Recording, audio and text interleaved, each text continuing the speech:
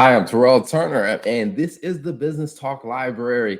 And today we're going to talk about a topic about how lies and deception almost ruined our marriage and business. So stay tuned. So,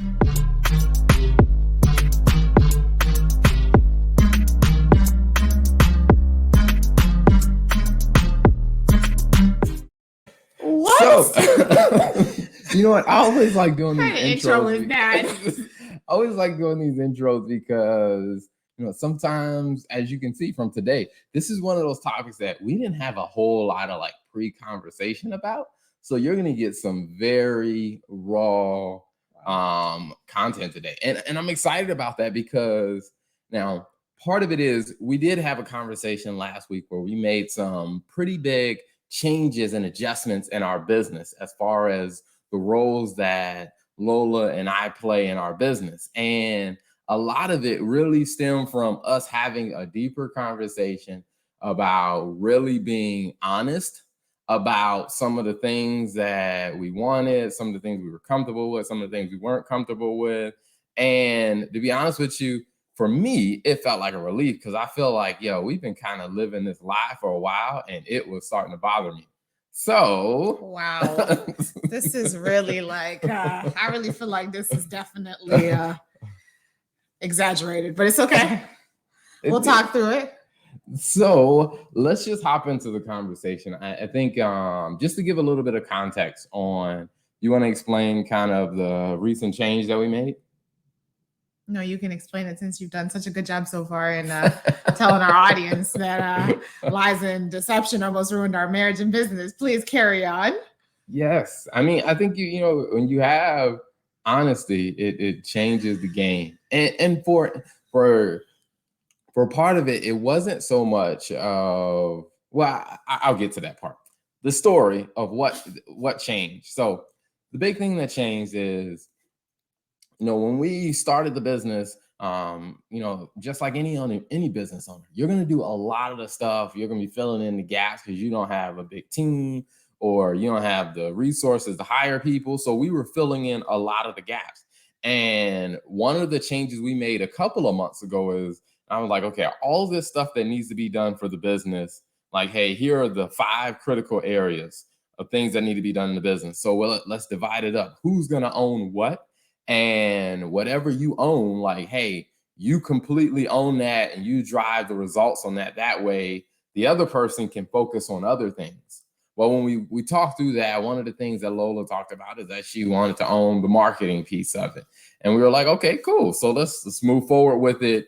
And as we started working through it, we started experiencing some tension because there were some things that I'm like, okay, all right, we need this done.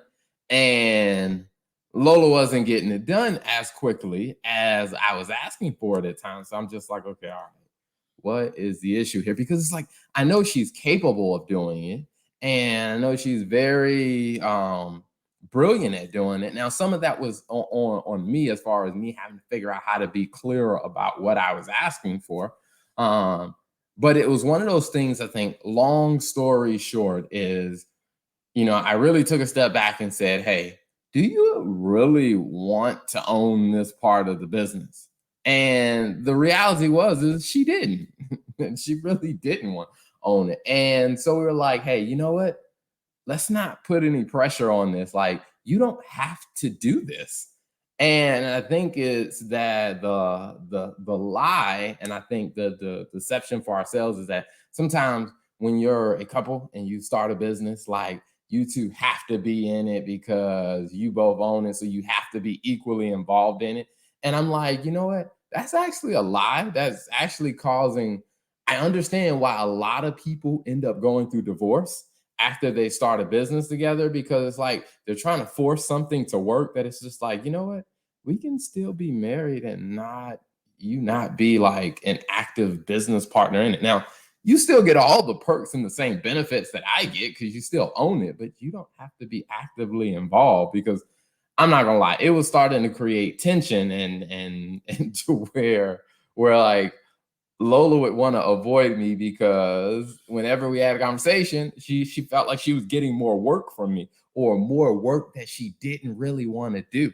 And so when that became our conversation and she started avoiding me, and I'm just like, yo, what's going on? Like, this needs to be done and this needs to be done. And it's just like, in the process of us working in business together, it's like she was losing her friend and husband and getting a manager and a boss, which is what she didn't want. And I didn't want that either. But it's just like, yo, let's just be honest with ourselves and let's not buy into the lie that, hey, since we own it, we have to work in this together, because in order for us to be that power couple or whatever it is you want to call it, like, you know what, let's stop trying to live up to that perception or that opinion. So that's the synopsis of what, from my perspective. Now, I'm interested in your thoughts. I wasn't doing the job, so I got fired. That is the summary. Well, I was doing half of the job or quarter, or whatever the percentage is, I don't know.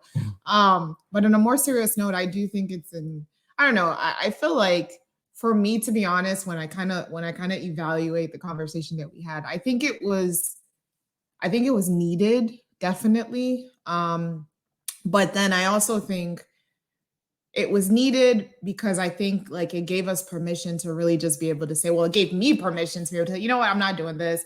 And hey, I'm not the best person to do this just based on where I am. Hey, I guess just to have an honest conversation with your spouse and say, look, like, I can't do this now. And I think it was a conversation that needed to be had. So I think it's just overall the lesson that I've learned from this is just being honest, because I think there was a part of me that wanted to be there for Terrell, to support the business, to do that piece of it. Because when I was looking at it in the grand scheme of things, I was like, man, this is a lot of stuff for him to do by himself.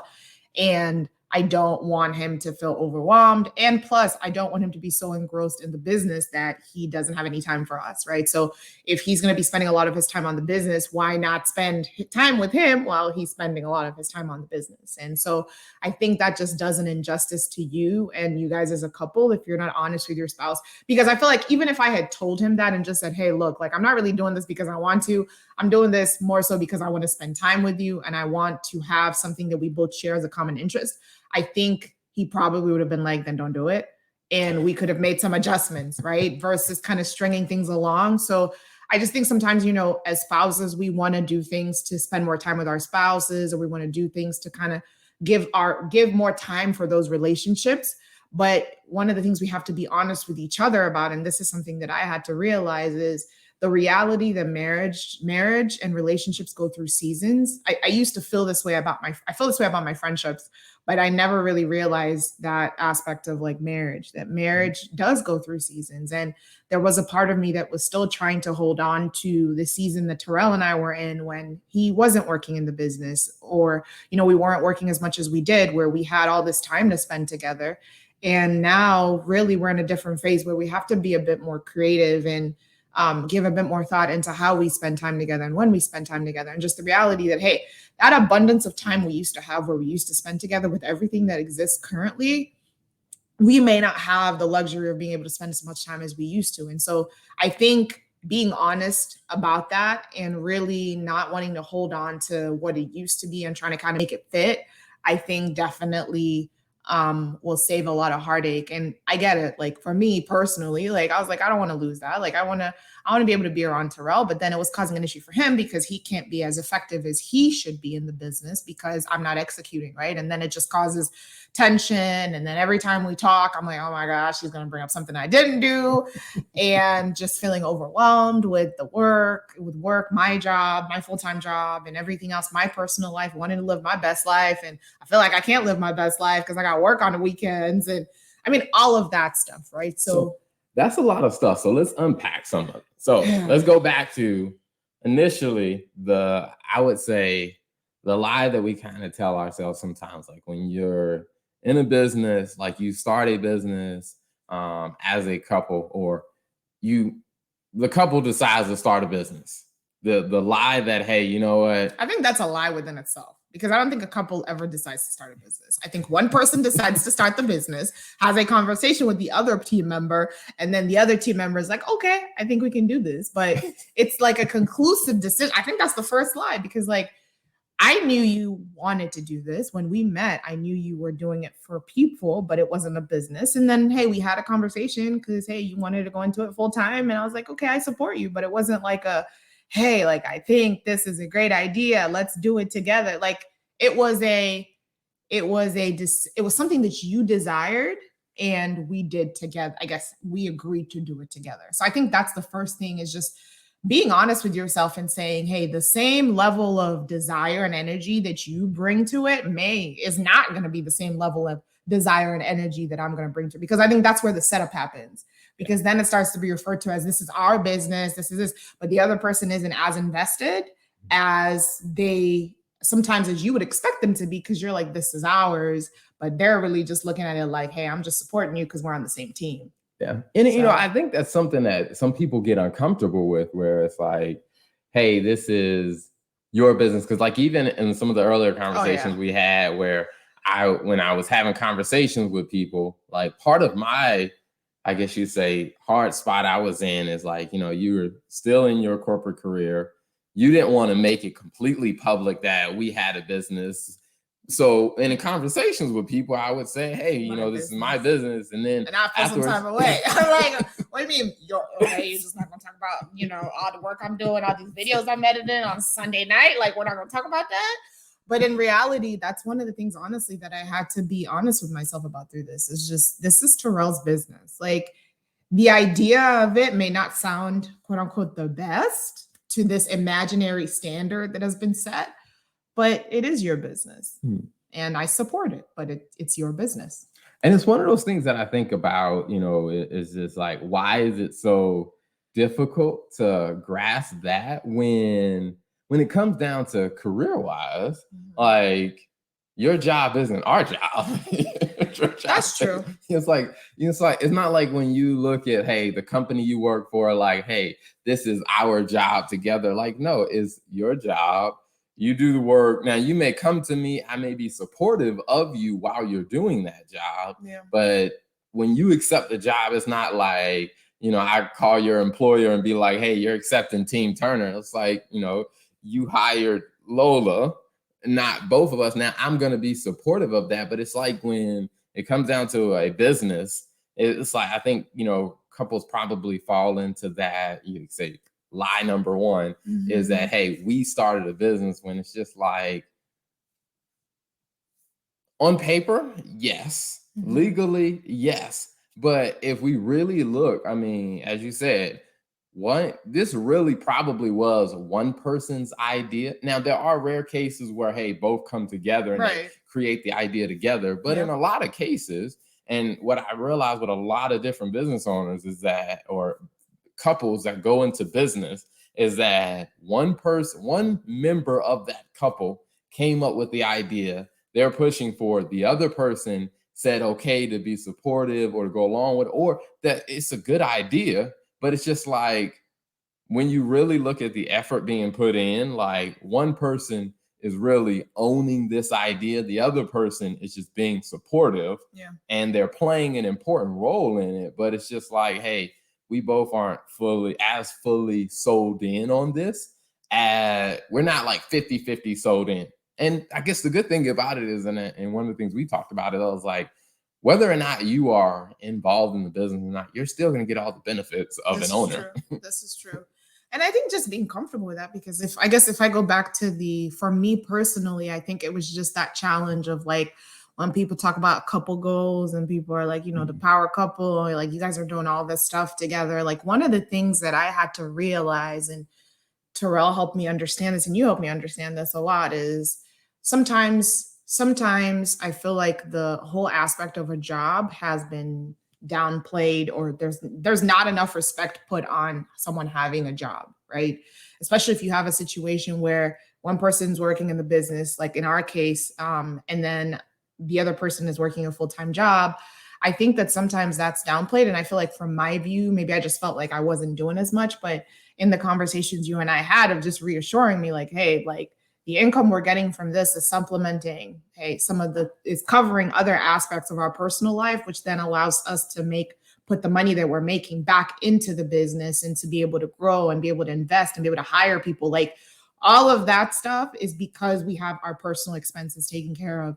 And so I think that there was a part of me that was kind of feeling like I wasn't doing enough if I wasn't working in the business. But I think just realizing as a team, just like any sports team, each person plays their own role, and the roles may change as needed, but it's just being okay with the season that you're in and being okay with the role that you play on the team. Yeah, no, I agree. I mean, because I definitely think that that's probably what I would call lie number two is that, hey, if I am not front and center when the business is talked about or people aren't seeing me out doing stuff in the open, then I'm not playing a role in this business. Because I think that's one of the challenging conversations we would have. Yeah. When we were creating so much content, I mean, creating so many different shows, and you were seeing me doing all this stuff, and I was constantly in front of the camera to where people started to associate the business with me. And I remember we had a very interesting conversation, and I was just like, what in the world is going on? I was like, this dude. To where we had this interesting conversation about, well, I think you had said something to me like, well, people don't know it's our business. And I'm like, why do they need to know? Like, I don't even know. Oh, you're talking about that. I was talking about the comment that I made about when you talked about when I think someone had asked you a question about like the editing and like some of the stuff you did or whatever. And I think you had made a comment. You're like, yeah, you know, it takes me this time and this is what I do. And I was just like, this is what you do. This is what you do. Who does this editing? This is what you do. Okay. I mean, I'm like, yeah, I know I had a challenge in the beginning with not being behind the camera like constantly, but I'm like, now you taking credit for the editing that I'm doing and all this scheduling and all this work I'm doing in the background. But I think it's just, I think part of that was stemming from a place of insecurity, because I think sometimes you feel like if your role, like you said, isn't front and center, that you're not a part of the success. Like if people don't see you like in the front and center, then how are people going to know that you're part of this success? But I think one of the things that I had to learn on the Business Talk Library side is just I still get to enjoy the benefits and the accolades that come with that, even though I may not be in front. So I think it's just taking that mindset into the consulting side of the business. So yeah. Yeah, I mean, because I think that creates probably this, how do you say, this awkward contradicting loop for some people, where it's just like, I mean, for you, it's like, you really didn't want to be front and center. I did not. I didn't. And that's the thing, you know, that's actually a very interesting point that you bring up is I think as a married couple, really understanding what the whole concept of being one team means. Because if you think about it, like if I think about a sports team, and I'm going to use soccer because that's where I have the most knowledge, the success of the team, when one person scores a goal, the success of that, the team wins. They don't say, hey, Messi won the game, right? It's Barcelona, which even though he's not part of Barcelona won the game or whatever, right? It's just, so I think for as a married couple, sometimes personally, I'll speak for myself. I think that is an area where I was challenged in, is because sometimes, you know, there's still that sort of quote unquote independence or individualism when it comes to marriage, where sometimes when your spouse is winning, there is that temptation for you to be like, man, like, what about me? But I think just reminding yourself, especially if you guys are agreed to that, because sometimes there are spouses who get married and they agree to live their life separately, and that's what they do. But I would say if you guys have agreed to function as a team, your spouse's wins and your spouse's success should be viewed as a success for the team. It shouldn't be viewed as, well, this person is doing this, and what does this mean for me? And I would say I felt like I got used to, or that was the mindset I went into when we were doing like the Business Talk Library and other stuff. But I will be honest, that is something I was challenged with on the consulting side, especially because I saw the growth that came so quickly with the business, and just realizing like, man, like this thing is going to grow it's going to grow very quickly. And if I felt like if I'm not a part of it, then what does that mean for me? Yeah. And I will say, I'm probably not the best when it comes down to stuff like that, because for me, what I had to learn, because my mindset is, okay, if you want to be on the team, here, I'm going to stop like shielding you from all the crap that I've been holding back. You want to be, it's almost like if you want to Sink or be swim. a front player on the team, like you want to be a face and a star on the team, like before, I was holding back a lot of the stuff and a lot of the work and a lot of the, like I said, the late nights, early mornings and stuff like that. I was holding that back, doing all that. It's like, well, you want to be a front player? Welcome to the team. Here's all the work. Line, here's everything we need to get done. And I think it's like when that clash started happening, it's just like, oh, I just wanted to be on the front line. I didn't want to actually do the front line work. Exactly. I think it's just that having that conversation of just being honest that, hey, you know what? Do you really want to be on the front line of what we're doing in our business? Because, hey, here's what all comes with that. And I think being comfortable that, hey, you know, this is a unique situation because I wouldn't do this with any other business partner. I wouldn't tell any other business partner, hey, you can, you know, you don't have to come to the front line. You can, you know, stay back, chill, do what you want to do, but you still get all the benefits that I get. I would never do that with another business partner because I'm not married to anybody else. Marriage gives you that privilege to do it. Right. But I think it's just like when you're going through this, you know, the personal battle in yourself and lie with yourself. Well, if I'm not with them all the time, then, you know, then this isn't really ours. And it's like, no, the lie is that, hey, if I'm not there next to him doing it and putting my hand in it, then it's not ours. It's like, no, it's ours, whether you are working with me or whether you're doing something else. And I also think to your point about the career is that sometimes, you know, a lot of couples go through this where maybe one of them is working in the business, the other one's working, you know, in a corporate job and stuff. And sometimes we tend to downplay because the business gets so much attention, like, especially like for us. I mean, like we got recognized in the New York Times.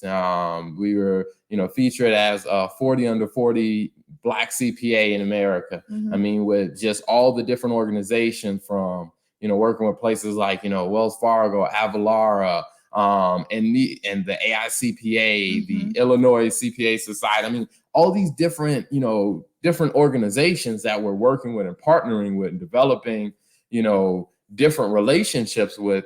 It's so easy to get in the mode of just like, well, I need to, like, what I'm doing in my job isn't as important. And one of the things that I talked about is, like, for you to build anything of lasting value, there's a lot of faith involved. And where a lot of people get into trouble with is that when they're trying to build their business, they immediately start thinking, well, I got to pay bills. And so they immediately, instead of focusing on, hey, how do I build my business in a smart way, in a sustainable way, which means you're going to sow a lot of seeds. You're going to do a lot of work up front. That seems like you're doing it for free before it starts to pay off. A lot of people avoid doing that because they're like, no, I need to make money immediately. Right. And I think, you know, when you have a couple where one of them is working a job which, you know, provides less, it takes the pressure off the business.